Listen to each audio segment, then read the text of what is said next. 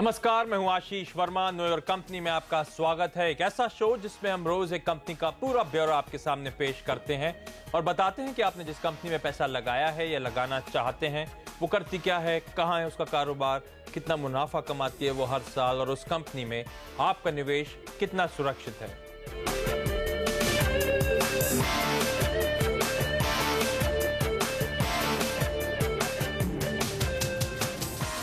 और New York company में आज हमारे रडार करने वाली है हेवल्स इंडिया और इस कंपनी के joint MD mister Anil Gupta हुए हमारे साथ कार्यक्रम में आगे। लेकिन उनसे बातचीत करने से पहले एक बार अब तक के बाजार पर नजर डाल लेते हैं। और इनफैक्ट सबसे पहले आपकी स्क्रीन पर सिंटेक्स इंडस्ट्रीज के रिजल्ट्स आए हैं। मुनाफा करीब 46 करोड़ रुपए के आसपास और बिक्री में 1124 करोड़ रुपए के आसपास का नंबर कंपनी ने पोस्ट करा है। ध्यान रखें, नंबर से पहले स्टॉक में एक स्मार्ट अप मूव देखने को मिल रहा था। 4 से 5% के आसपास की तेजी थी। एक्सपेक्टेशंस कहीं ना कहीं बिल्डअप हो रहा था बाजार में कि नंबर्स उम्मीद से बेहतर होंगे, लेकिन ऐसा नहीं हुआ और एक शार्प सेल ऑफ अब आप काउंटर में देख रहे हैं रिजल्ट्स के बाद। 4% के अपूव्स के बाद अभी काउंटर सपाट ट्रेड करता हुआ, यानी कि 4% अपने हायर लेवल से इस कंपनी ने गवा दिए हैं इस रिजल्ट्स के बाद। मुनाफा 46 करोड़ रुपए के मुकाबले पिछली बार 46-47 के आसपास ही था, तो एकदम सपाट मुनाफा कंपनी का देखने को मिल रहा है। इस बार कंपनी की बिक्री 1124 करोड़ रुपए के आसपास की है, तो एकदम सपाट परफॉर्मेंस स्टॉक का ऊपरी स्तरों से अच्छा खासा दबाव इन नंबर्स पे।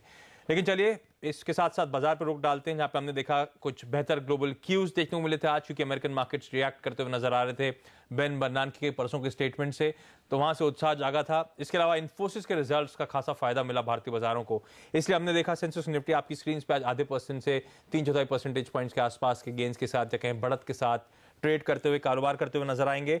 लेकिन अपने हाइज से काफी हद तक मुनाफा वसूली का दबाव या गिरावट देखने को मिल चुकी है, क्योंकि निफ्टी जब खुला था तब 6018 तक के लेवल स्क्रीन पे देखने को मिले थे और अब निफ्टी करीब 5960 के लेवल्स के आसपास ट्रेड कर रहा है, यानी कि करीब 50 पॉइंट के आसपास की कमजोरी अपने उच्चतम स्तरों से बाजार में ऑलरेडी देखने को मिल चुकी है। इसके अलावा मिड कैप्स और स्मॉल कैप्स लाल निशान के साथ ट्रेड कर रहे हैं, कमजोरी के साथ आपको ट्रेड करते हुए नजर आएंगे, इसलिए मार्केट ब्रेथ आज निगेटिव हो चुकी है। और अगर आप मार्केट ब्रेथ का चार्ट देखेंगे तो आपको लगेगा दिन के दौरान किस तरह से कमजोरी अब धीरे धीरे भारतीय बाजारों में बढ़ती हुई नजर आ रही है। अब इस टाइम पे जो रेशियो है 1:1.5 के आसपास का है, यानी कि हर 2 बढ़ने वालों के सामने 3 स्टॉक बाजार में ऐसे हैं जो गिरावट के साथ, कमजोरी के साथ ट्रेड कर रहे हैं। इनफैक्ट कोई ब्रॉड बेस्ड रैली आज के ट्रेडिंग सेशन में देखने को नहीं मिल रही है, सिर्फ एक तरफा सहारा आ रहा है आईटी इंडेक्स से। 5%, 4.5% तक के अप मूव्स जो इंडेक्स में देखने को मिल रहे हैं और इसी से भारतीय बाजारों को पूरी तरह से सहारा मिलता हुआ नजर आएगा।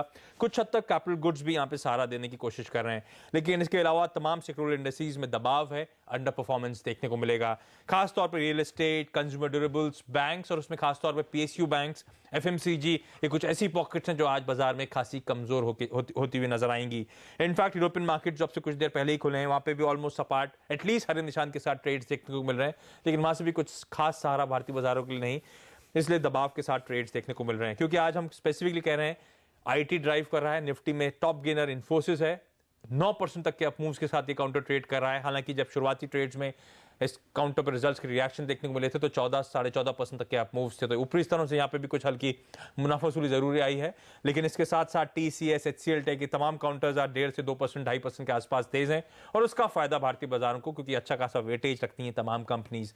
इसके अलावा इंटरेस्टिंगली निफ्टी के 50 स्टॉक्स में से मेरे ख्याल से 15 स्टॉक्स ही हैं केवल जो हरे निशान के साथ ट्रेड कर रहे हैं, बाकी 35 स्टॉक इस टाइम पे लाल निशान के साथ ट्रेड कर रहे हैं। तो सिर्फ आईटी का सहारा है, अदरवाइज बाजार में आज कहना चाहिए दबाव या कमजोरी ही आपको देखने को मिलेगी।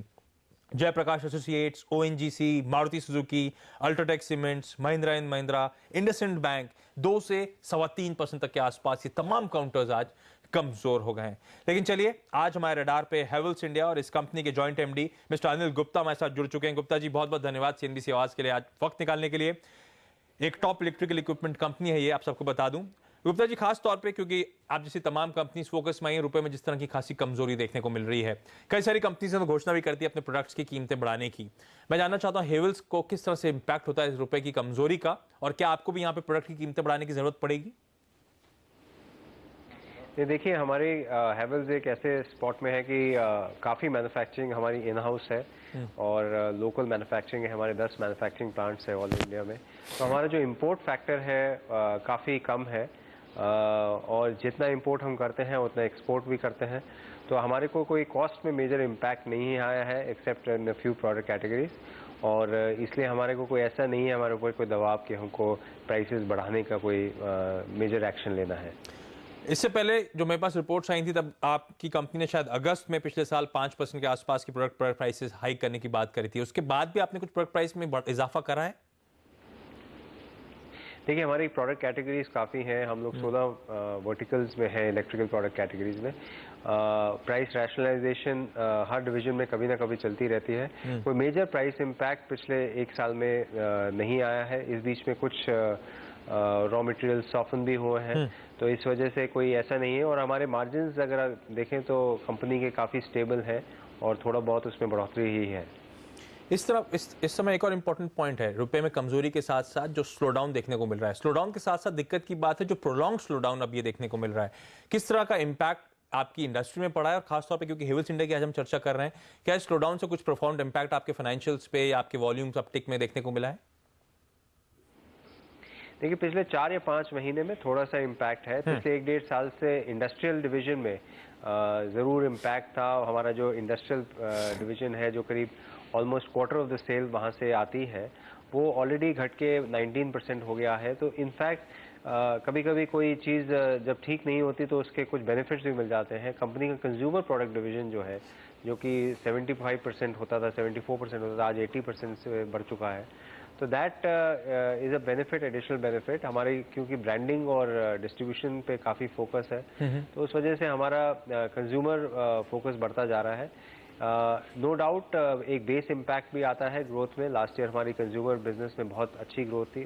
वो ग्रोथ तो हम मेंटेन नहीं कर पाएंगे, बट जितने भी हमने प्रोजेक्शंस दी हैं हम लोग उसको मेंटेन कर पाएंगे। और प्रॉफिटेबिलिटी अभी भी कोई उसमें कंसर्न नहीं है। सर, क्या वर्किंग कैपिटल पोजीशन में भी कुछ डिटोरिएशन देखने को मिल रहा है? क्योंकि क्रेडिटर डेज जो है आपकी कंपनी के, उसमें 31 दिन के आसपास का इजाफा है और अब 55 डेज पे पहुंच चुका है। क्या कुछ प्रॉब्लम ब्रू अप हो रही है वर्किंग कैपिटल साइड पे? कुछ लिक्विडिटी को लेकर कंसर्न सामने आ रहे हैं या वर्किंग कैपिटल मैनेजमेंट को लेकर? वर्किंग कैपिटल में कोई भी प्रॉब्लम नहीं है। हमारे डेटर डेज काफ़ी कंट्रोल में है और कंपनी के पास कैश पोजीशन भी है। नेट डेट पोजीशन जो है वो नेगेटिव है, तो इस वजह से कोई वर्किंग कैपिटल में कोई दिक्कत नहीं है कंपनी को। इस टाइम कंपनी की बैलेंस शीट का क्या हाल है? कितना कैश, कितने डेट पे आप बैठे हैं? इंटरेस्टिंगली, क्योंकि मैं आपकी कंपनी के जब रिजल्ट्स एनालाइज कर रहा था तो जो ब्याज पर खर्च है उसमें खासी कमी देखने को मिल रही है। और इंटरेस्टिंगली पिछले कई क्वार्टर से ट्रेंड है कि ब्याज पर खर्च कम हो रहा है। डेट कितनी है और पिछले एक साल में कुछ आपने डेट पेयर ऑफ भी करी है सिग्निफिकेंटली? जी, जहाँ तक हैवेल्स इंडिया स्टैंड अलोन की बात है, वहाँ पे तो डेट नेगेटिव ही है। और कंसोलिडेटेड बेसिस पे भी जो डेट है वो काफ़ी रिड्यूस हुआ है लास्ट ईयर से। ऑलमोस्ट 30 से 40% घटा है। तो सिल्वेनिया जो डेट है वो भी, उसमें भी इंटरेस्ट की काफ़ी कमी आई है। चलिए गुप्ता साहब, हमारे साथ बने रहिए। वक्त तो चला एक छोटे से ब्रेक का। ब्रेक के बाद फोकस करेंगे जो मैनेजमेंट गाइडेंस दे रहा है इस पूरे फाइनेंशियल ईयर के लिए और किस तरह का आउटलुक यहाँ से इस कंपनी के मैनेजमेंट को नजर आता है।